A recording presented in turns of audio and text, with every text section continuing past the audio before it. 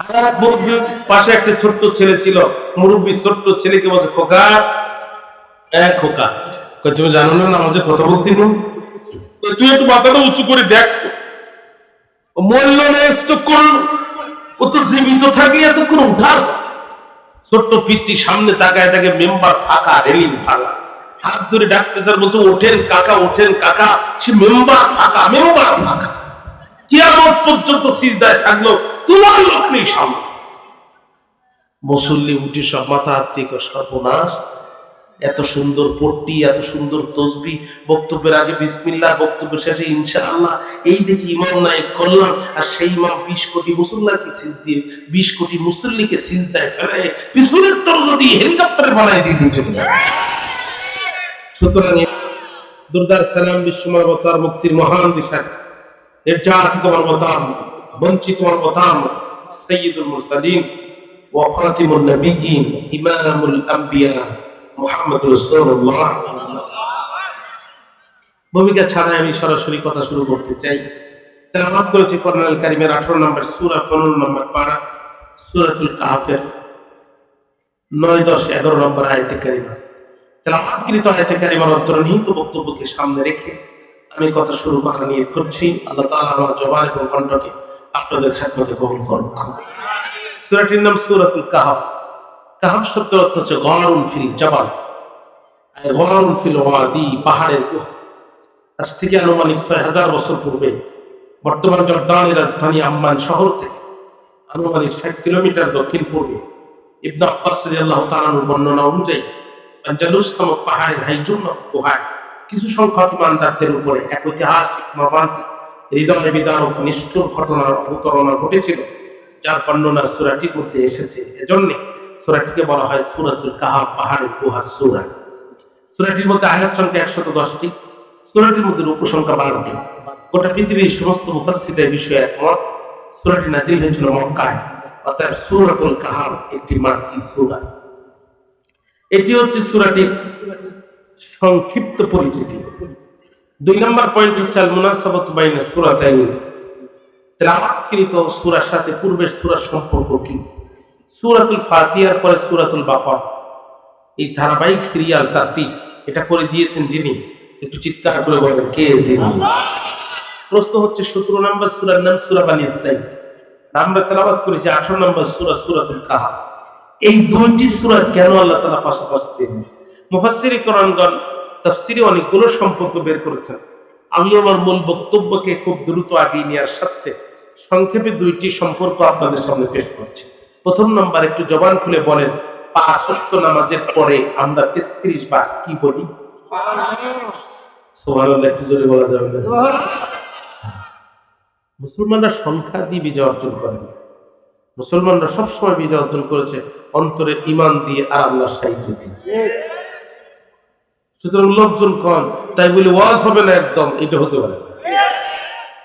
আমরা আমাদের দায়িত্ব পালন করে যাব, ঠিক না? এই জন্য দাঁড়ানো ভাইরা বসে পড়ে, বসে।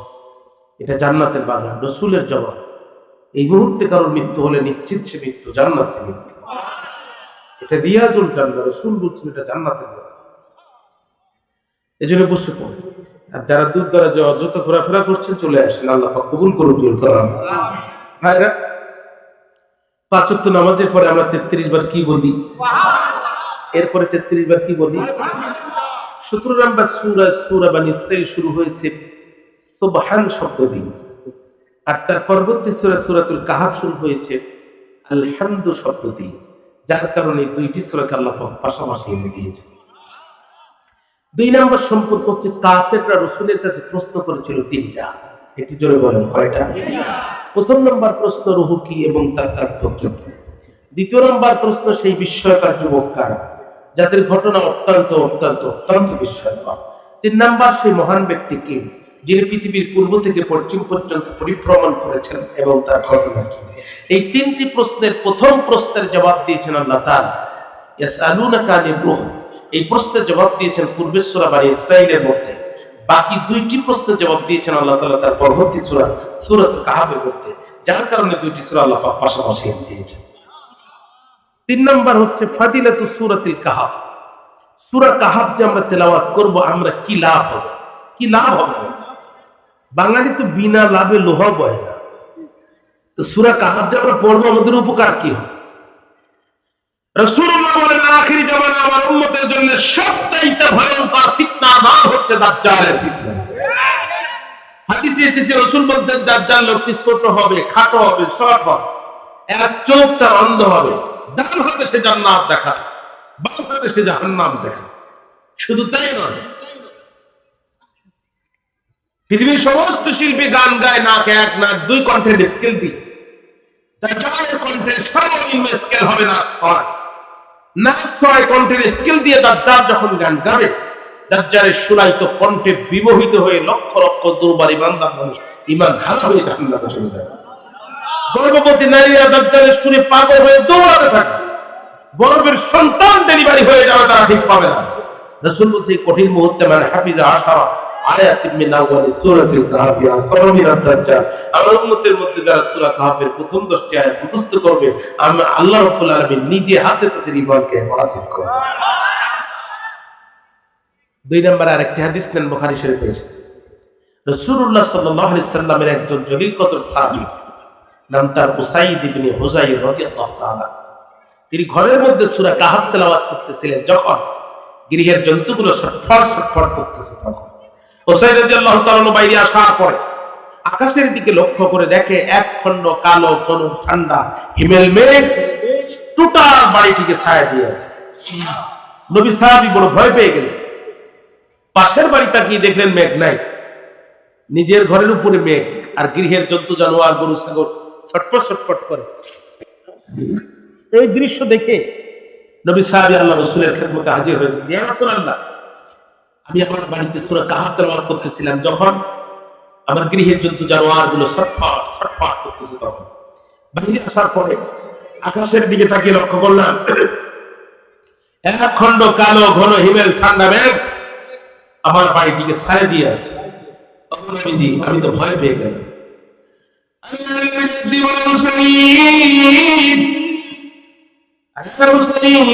ভয় পেও না, يقرأ فلان فإنها سكينة تنزلت عند القرآن أو تنزلت القرآن। ভয় পেও না, এটা রহমতের সাকিনা। সূরা কাহফ তেলাওয়াত করার বরকতে আল্লাহ রাব্বুল আলামিন তোমাদের গৃহের উপরে সরাসরি রহমতের সাকিনা নাযিল করেছে। আরেকটি হাদিসে এসেছে, রাসূলুল্লাহ বলেছেন, যে ব্যক্তি জুমার দিন সূরা কাহফ তেলাওয়াত করবে, এক জুমা থেকে আরেক জুমা পর্যন্ত আল্লাহ তার জীবনের গুনাহ গ্রহণ করবেন। আরেকটি হাদিসে এসেছে, রাসূলুল্লাহ বলেছেন, যে ব্যক্তি জুমার দিন সূরা কাহফ তেলাওয়াত করবে, কিয়ামতের দিন কঠিন অন্ধকারে সূরা কাহফ থেকে নূর হয়ে রাস্তা দেখাবে। আমি প্রথমে সূরাটির নামকরণ এবং পরিচিতি বলেছি। 2 নম্বর পয়েন্টে তেলাওয়াতকৃত সূরার সাথে পূর্বের সূরার সম্পর্ক বলেছি। 3 নম্বর পয়েন্টে সূরা কাহফ তেলাওয়াত করলে আমাদের কি লাভ হবে, আমি 4টি হাদিস আপনাদের সামনে পেশ করেছি। 4 নম্বর পয়েন্টে আসবাবে নজুল, সাবাবে নজুল, নাজিলের কারণ, অবতরণের প্রেক্ষাপট, কোন ঘটনার আবহে সূরাটি নাজিল হয়েছে, এটি আলোচনা করেই আমি ভিতরে তরজমা সহ আংশিক তাফসীরে প্রবেশ করতে চাই, যদি আপনাদের অনুমতি পাই। আপনারা কি রাজি আছেন ভাই? আল্লাহ তাআলা কবুল করুক। আমিন। কোরআন বন্ধ করার জন্য মক্কার কাফিররা 2 জন বুদ্ধিজীবীকে মদিনার ইহুদিদের কাছে পাঠায়। কয়জন বুদ্ধিজীবী? একজনের নাম হচ্ছে নজর ইবনে হারিস, আরেকজনের নাম হচ্ছে উকবা ইবনে আবি মুঈত। তাহলে সে যুগে কোরআন বন্ধ করার চেষ্টা করতো যারা কাফের ছিল, তারা আরো কোরআন বন্ধ করে দেয়, উপরে মুসলমানের লেভেল লাগায়, ভিতরে কুফরি লালন করে। যার প্যান্ডেলে 20 টাকা বিনিময়ে নারী যদি তার প্যান্ডেলে কাপড় খুলে নাচার অধিকার থাকে, তাহলে একই দেশের নারীদের মানুষের বাড়িতে বাড়িতে যে কোরআনের দাওয়াত দেওয়ার অধিকারও আছে। কথা বলেন না কেন? আপনি কোরআনের দাওয়াতের বাধা সৃষ্টি করবেন, সেটা যেখানে হোক, প্রকাশ্য হোক আর গোপনে হোক, রাস্তা হোক আর দিনে হোক, যেখানেই কোরআনের দাওয়াত যদি আপনার দায়িত্বদাহ সৃষ্টি হয়, ইসলামী হুকুমতের কথা বললে আপনার পরিবারে যদি আগুন সৃষ্টি হয়, আল্লাহ কসম করে বলছে আপনার পেন্দে ঈমানের বাড়াই দেন। আপনার বলি যে ঈমানের বাড়াই। ধনী মানুষ অসুস্থ হয়েছে, রক্ত দরকার, ও নেগেটিভ ব্লাড বড় আনকমন রক্ত সহজে মেলে, হঠাৎ করে কৃপণের সাথে মিলে গেছে। কৃপণকে বলতে রক্ত দেওয়া লাগবে, কৃপণ বলতে মাথা খারাপ, আমি ভাতে ঠিক মতো খাই, আমি রক্ত দেব। ধনী মানুষের সাথে লোকজন ছিল, কৃপণকে ধরে নিয়ে হসপিটালে ভর্তি করে 3 ব্যাগ করতে। কৃপণ কয়, খোদা আমার তো সব নিয়ে নিল। রক্ত নেওয়া শেষ হলো যখন ধনী মানুষ টেবিলের ড্রয়ার টান দিয়ে 3 লক্ষ টাকার একটা চেক লিখে কৃপণের হাতে দিয়েছে। কৃপণ দেখেই বলতে চাই, অসুবিধা নাই, আমি আরো একবার দিতে চাই। ধনী মানুষ বলছে, এখন লাগবে না, লাগবে তখন তোমাকে টেলিফোন করবো। তখন 1 মাস পরে টেলিফোন করতে, রক্ত দরকার, কোথায় আসতে হবে শুধু বলেন একবার। ও মনে করছে আজ মনে হয় 5 লাখের উপরে রক্ত নিয়ে আসে। সোনার বাংলাদেশ পকেটে হাত দিল, সেটা 5টা 2 টাকার নোট ছিল, তার 3টে আছে। এটা কৃপণের হাতে দিল, কৃপণ দেখলো, মেজাজ খারাপ হলো, ছুরি ফেললো, আর মুখে বললো, মেয়ে ফাজলামি করা জায়গা পান না। 1 পয়েন্ট পূর্বে প্রতি ব্যাগে দিলেন 1 লাখ, এখন মোটে 10 টাকা, তার 6 টাকা চলে না, ফাজলামি করার জায়গা পান না। ধনী মানুষ বলতে, সমস্যা আমার না, সমস্যা তো, আমি ভালো, আমার জীবনও ভালো, তুই খারাপ, তোর রক্ত খারাপ, তোর রক্ত যেই দিন আমার রক্তের মধ্যে ঢুকেছে আমি নিজেই কৃপণ হয়ে গেছি। ঠিক না? আল্লাহ দিনের দাওয়াতে বাধা দেয়া কাজ ছিল ফেরাউনের কাজ, নমরুদের কাজ, সরকারের কাজ, কারণের কাজ, হাওয়ারের কাজ, আবহাওয়ার কাজ, আউলের কাজ, উদ্বার কাজ, কামার কাজ, যুগে যুগে কাজটা কুফরদের রক্তের শরীরে প্রবেশ করেছে, ইসলামী হুকুমতের কথা শুনিয়ে ওদের শরীরে আগুন ধরেছে। কথা কি বুঝতে পেরেছি? 2 জন বুদ্ধিজীবী মদিনার ইহুদিদের কাছে দিয়ে বলছে, আমাদেরকে বাঁচাও। কি হয়েছে তোমাদের?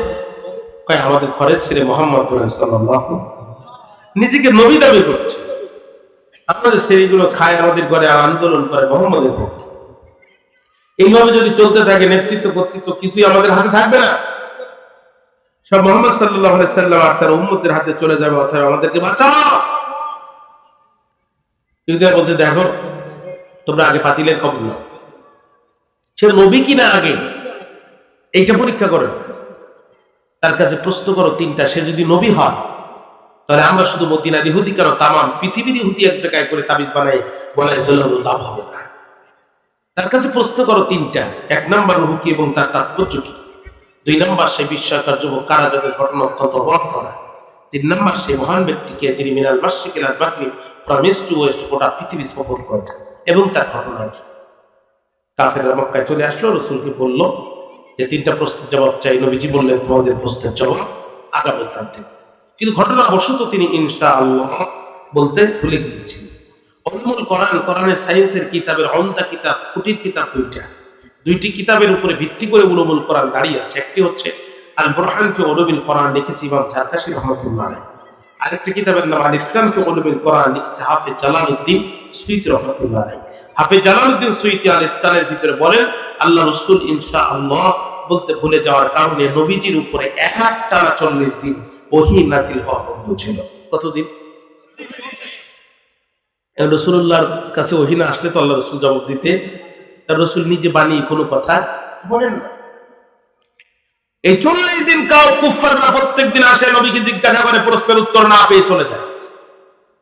এক পর্যায়ে তারা অবান্তর কথা শোনাতে লাগলো, নবী এত সহজ, 3 প্রশ্নের জবাব দিতে যদি 40 দিন লাগে, বাকি প্রশ্নের জবাব কবে দেবে? এত সহজ না। আল্লাহ রাব্বুল আলামিন ডাক দিয়ে জিবরাইল, আর করোনা দেরি, চলে যাও তাড়াতাড়ি। মক্কার কুফাররা আমার নবীকে প্রশ্ন করে অপমান করতে চায়। জিবরিল, মক্কার কাফেরদের প্রশ্নের জবাব আমার বন্ধুর পক্ষ থেকে আমি আল্লাহ নিজেই দিতে চাই। জিবরিল আমিন চলে আসে, সূরা তাহাবা নাযিল করে দিল। দেশের নাম জর্দান, বাদশার নাম দাকিয়ানুস। এ পর্যন্ত কথা বুঝতে কি আপনাদের কোনো সমস্যা হয়েছে? দেশের নাম জর্দান, বাদশার নাম দাকিয়ানুস। বৈশিষ্ট্য তার 3টা। 1 নম্বর জালেম, 2 নম্বর নিষ্ঠুর, 3 নম্বর মূর্তি পূজক। স্বেচ্ছায় ক্ষমতায় থাকে যারা, জোর করে রাষ্ট্র পরিচালনার দায়িত্ব নেয় যারা, এই 3টা খাসলাতের অধিকারী তারা। তাফসীরের নাম তাফসীরে নুরুল কোরআন। নুরুল কোরআন খুলে দেখবেন, পৃথিবীর যত শ্রেণীর শাসক এই পৃথিবীর মধ্যে শাসন করেছে, এদের এই খারাপ 3টি চরিত্র আছে। 1 নম্বর, এরা মারাত্মক জালেম হয়। কি যাদের জালেম অত্যাচারী হলে পরে ফেরাউন মুসা আলাইহিস সালামের জন্ম হতে দেবে না, এজন্য ছোট ছোট মাসুম বাচ্চাগুলোকে হত্যা করতে পারে। জীবন্ত পয়গম্বর ইব্রাহিম সাল্লাল্লাহু আলাইহি কুণ্ডে নিক্ষেপ করতে পারে, কিতাবের জাল হয়ে বসে তা হেলিকপ্টারে উঠে মানুষগুলোকে গুলি করে মারতে পারে, কিতাবের জালে ভরে পড়ে,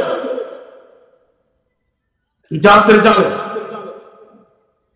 এক নম্বর জালেম, দুই নম্বর নিষ্ঠুর, তিন নম্বর মূর্তি পূজন। কারো বাবার নামে মূর্তি, কারো দাদার নামে মূর্তি। তিন রাস্তার মূর্তি, তিন রাস্তার মূর্তি, স্কুলের সামনে মূর্তি, কলেজের সামনে মূর্তি, বিশ্ববিদ্যালয়ের সামনে মূর্তি, টাকার মধ্যে মূর্তি, পয়সার মধ্যে মূর্তি, সব জায়গায় মূর্তি নির্মাণ করে দেওয়া। ইসলামের চূড়ান্ত শত্রু মুসলমানের দুশ্মন। আমাদের জন্ম হয়েছে মুক্তি ভাঙার জন্য, মুক্তি গড়ার জন্য না, ঠিক না?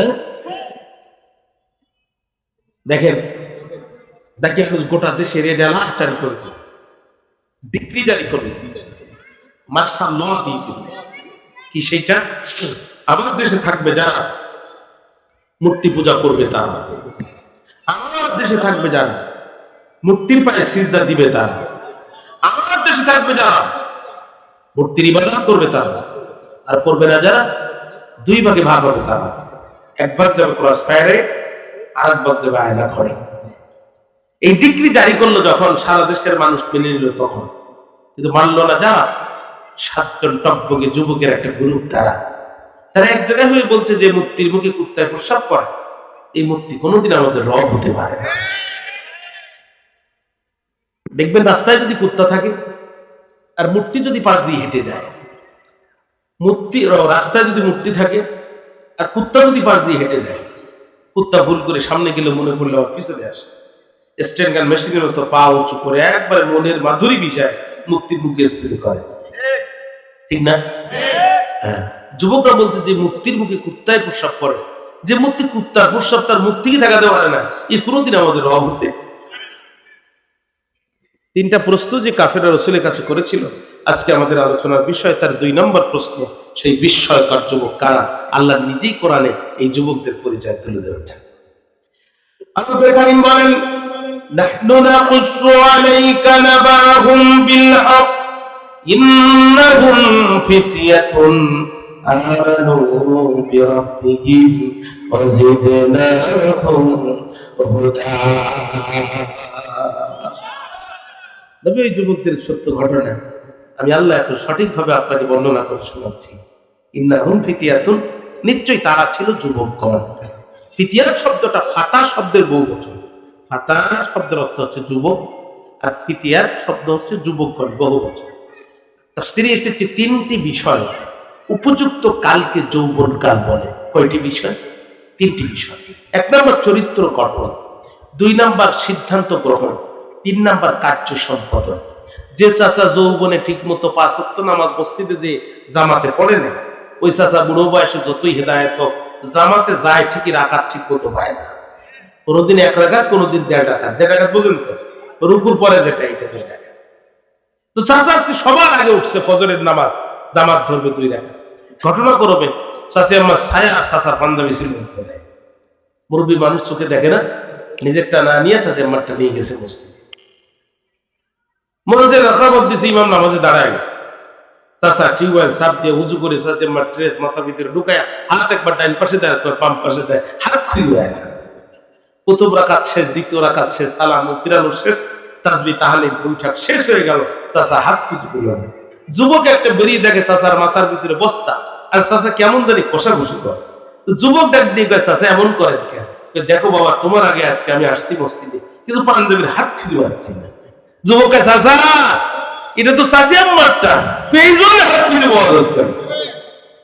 এই জন্য এখন যৌবন যা, ইবাদতের উপযুক্ত সময় তা। এখন ইবাদত করবেন না, বৃদ্ধ বয়সে যে ইবাদতের হাত খুঁজে পাবেন। এই জন্য কবি নজরুল বলেছে, এখন যৌবন যা, যুদ্ধে যাওয়ার সময় তা। 7 জন যুবক এক জায়গা হয়ে বলছে, কোনের জন্য জীবন দেব, জীবন লাগলে জীবন দেব, কিন্তু ইমান দেব না। তাহলে জীবন গেলে জীবন পাবো, ইমান পাবো। জীবন গেলে কেমন জীবন পাবো? মিনহা খালাকনাকুম ওয়া ফিহা নুঈদুকুম ওয়া মিনহা নুখরিজুকুম তারাতান উখরা, কিয়ামতের দিন যে পরবর্তীতে আল্লাহ আমাদেরকে আপনাদেরকে জীবিত করবেন, এই বিষয়ে কি কোনো সন্দেহ আছে? তাহলে জীবন গেলে তখন তো জীবন পাবো, কিন্তু এখন যদি ঈমান হয় বেঈমান হয়ে মারা যায়, মৃত্যুর পরে কি আমি নতুন করে ঈমান আনার কোনো সুযোগ আছে? অর্থাৎ জীবনের মূল্য বেশি নয়, ঈমানের মূল্য বেশি। জীবন বাঁচানো সহজ নয়, ঈমান বাঁচানোর জন্য প্রয়োজনে জীবন কোরবানি করা হয়। আমরা মুসলিম জাতি, আমরা ঈমানের তাগিদে হাসি মুখে মৃত্যুবরণ করতে পারি, কিন্তু কুফর শক্তির কাছে আমরা ইতিহাস আমাদের না। সাতজন যুবক এই ঘোষণা দিল, জীবন গেলে জীবন দেবো, ঈমান দেব না। জীবন গেলে জীবন পাবো, ঈমান পাবো।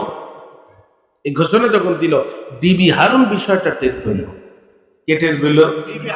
আপনারা আমার তাফসীরের কিতাবে বিবি হারুনের নাম খুঁজতে যে হুজুর কালকে ওয়াজ করতে দেখি সূরা কাহফের তাফসীরে খুঁজতে দেখি, ওখানে কিন্তু বিবি হারুনের নাম পাবে। তদানীন্তন গোয়েন্দা সংস্থার নাম আমি খুঁজে পাইনি, এই জন্য বিবি হারুনের নাম দিয়ে বললাম, তাতে আপনার বুঝতে পারেন। বিবি হারুন বিষয়টা টের পেয়ে তার ঊর্ধ্বতন কর্মকর্তা পুলিশ প্রধান বিরোধীকে বলতে, স্যার খবর খুব খারাপ। কি? সবাই মানলো না, যারা সাতজন যুবকের একটা গ্রুপ থাকে, এদের কলিজার মধ্যে যে ঈমান, পাথর কেন পাহাড় তুলেও যদি এদের বুকের উপরে চাপায় দেন, এদের বুক থেকে এদের রক্তকে বের করতে পারবেন না। এটা যেন তেন ঈমান দেন না, এটা ধোঁকাবাজ ঈমান দেন না, স্বার্থের জন্য ঈমান বিক্রি করে না। পুলিশ অফিসার বলছে, আগে গ্রেফতার করে কারাগারে ভরো। বলছে, স্যার কেমনে গ্রেফতার করবো, ওদের নামে তো কোনো মামলা নাই। মামলা যা লাগে পরে দিয়ে নেবো।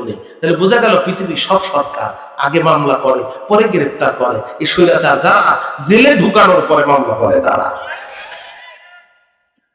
সাতজন যুবক গ্রেফতার হয়ে গেল, হাতের মধ্যে হ্যান্ডকাপ দিল, পায়ের মধ্যে ডান্ডা পেড়ি দিল। বন্ধু কি বলবো, গরু আর ছাগল পশুকে যেভাবে টেনে নিয়ে আসে, এই সাতজন সম্মানিত ইমানদারকে স্বৈরাচার যাকে আনুছে জালেম সেনা সদস্যরা টানতে নিয়ে আসলো। সকালবেলা সাতজন যুবকের হাতে দড়ি, পায়ে বেড়ি পড়া অবস্থায় বসে আছে মাটিতে, অত্যন্ত অপমানজনক ভাবে ডাকিয়ে আনুছে, কোটি তাদেরকে হাজির করা। মনোযোগ আছে তো আমার কথা? ডাকিয়ে আনু রাত সিংহাসনে বসে আছে। এই যুবকদের দেখার সাথে সাথে তার মেজাজ বড় খারাপ, রাগের শরীরের পশমগুলো তার খারাপ হয়ে গেল, চোখগুলো বড় হয়ে গেল, চোখ রক্তিম বর্ণ ধারণ করল। রক্ত চক্ষু দেখিয়ে ডাকিয়ে আনু বলছে, সারা দেশের মানুষ ঈমান আনলো, এত বড় দুঃসাহস তোমরা কোথায় পেলে? জবাব দাও। আল্লাহ নবী যুবকেরা যখন দাঁড়িয়েছে, আমি আল্লাহ তাআলা যুবকদের অন্তরকে ঈমানের উপরে শক্ত করে দিয়েছি। যুবকেরা দাঁড়িয়ে বললেন,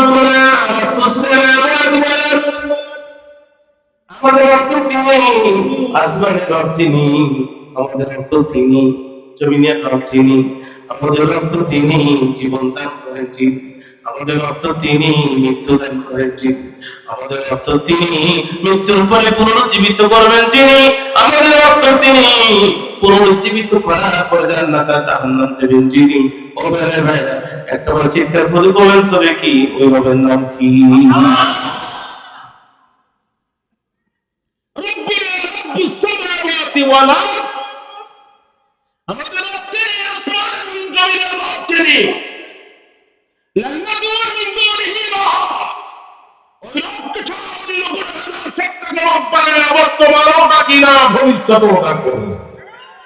দেখেন আল্লাহ এখানে শব্দটা কি ব্যবহার করেছে, লান্নাদুয়া শব্দটা ফেলে মুজারে মানসুব বিলা। মুজারে দুইটা জিনিসের অর্থ দেয়, বর্তমান এবং ভবিষ্যৎ, প্রেজেন্ট টেন্স।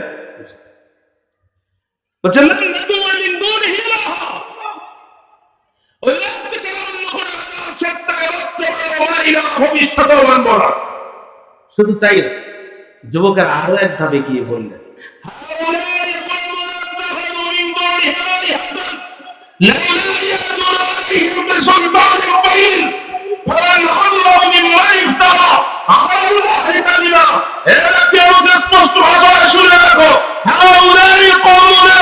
আমাদের এই সম্প্রদায়ের কি হলো?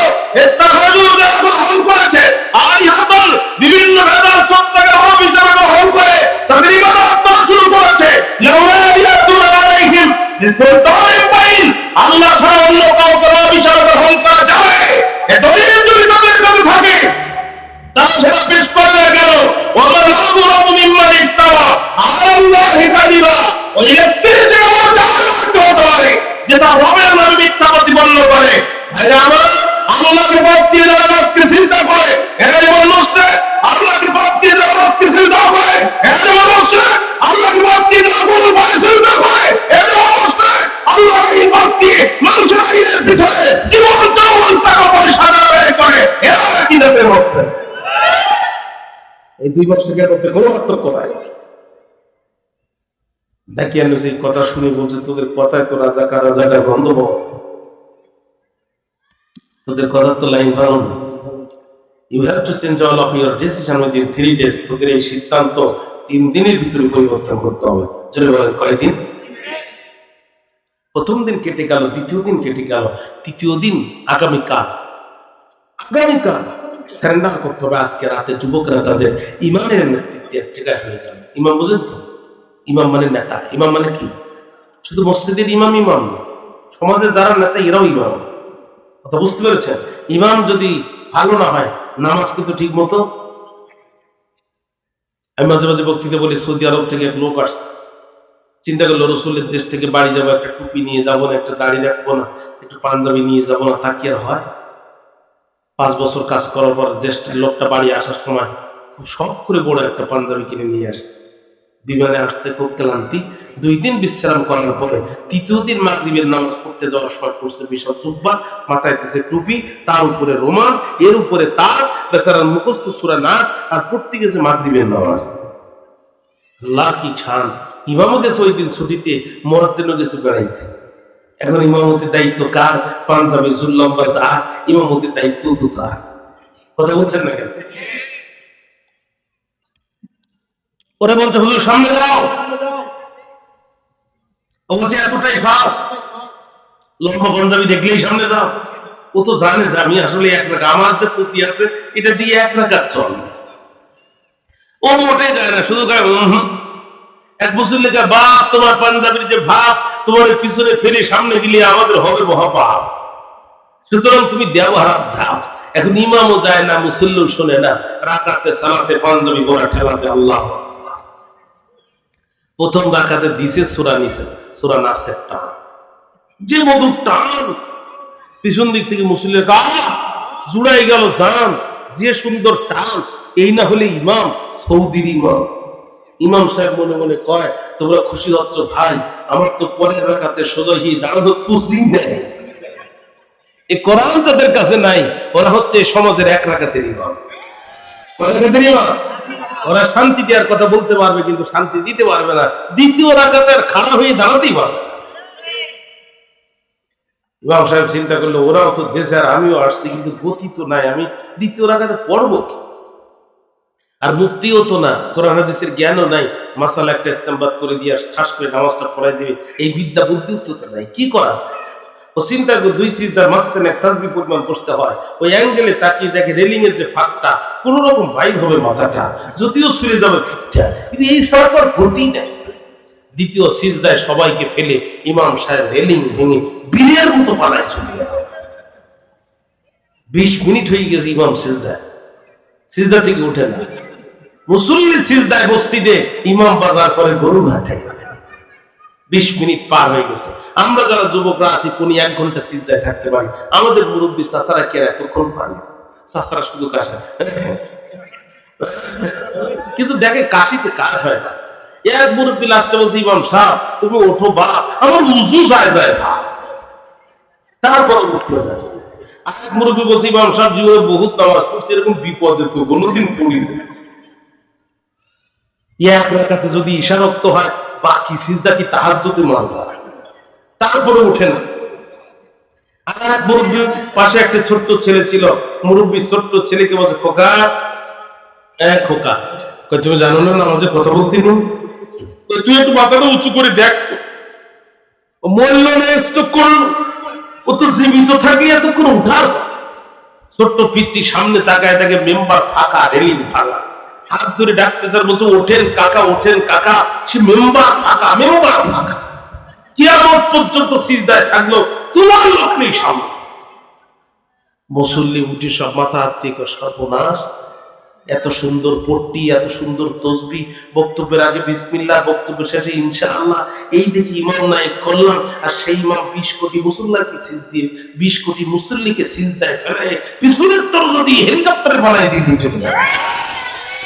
সুতরাং এবার আর ইমাম নিয়োগ আর তসবিহ পড়তে দেখি করবো না, মৌসুমী পাঞ্জাবি দেখি করবো না, এবার ইমাম নিয়োগ করবো যখন কোরআন নামক দান পালনে তুলে দেবো তখন রসুলের সুন্নাহ নামক বাক্কা দিয়ে ওজন করবো, ইমাম যেটা টিকবে ওইটার পিছনে যাবো, মসজিদে হোক আর সমাজে হোক, যেটা দেখবে না ওইটাই এই মুহূর্তে চিন্তা মারবো, তাহলে মসজিদে যাওয়া নামাজ হবে না, সমাজের মন্ত্রী টেন্ডার বাজে হবে।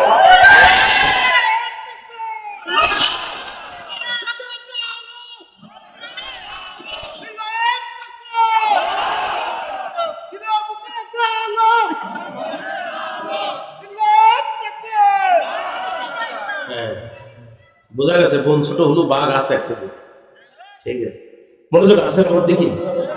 এখন দেশের ইমামরা সবাই এক হয়ে গেছে, ঠিক না? কথা বল না, দেশের ইমামরা সবাই এক হয়নি? তাহলে ইমাম যখন সিজদায় থাকবে আপনি তখন রুকুতে থাকার সুযোগ আছে? ইমাম যেখানে আপনিও থাকবেন, কথা কি বুঝতে পেরেছেন? জ্ঞানী গুণী সুদীজন অল্প কথা বুঝে নেবেন, ইশারায় কাফি যথেষ্ট। খেয়াল কর, 7 জন যুবক তাদের ইমামের নেতৃত্বে এক জায়গায় হয়ে, এ পর্যন্ত মনে আছে কথা আপনাদের? এক জায়গায় হয়ে বলছে দেখো, মুক্তি হাসি দিয়ে বলছে দেখো কথা একটাই, যা বলেছিলাম তাই, জীবন দেব, ইমান দেব না।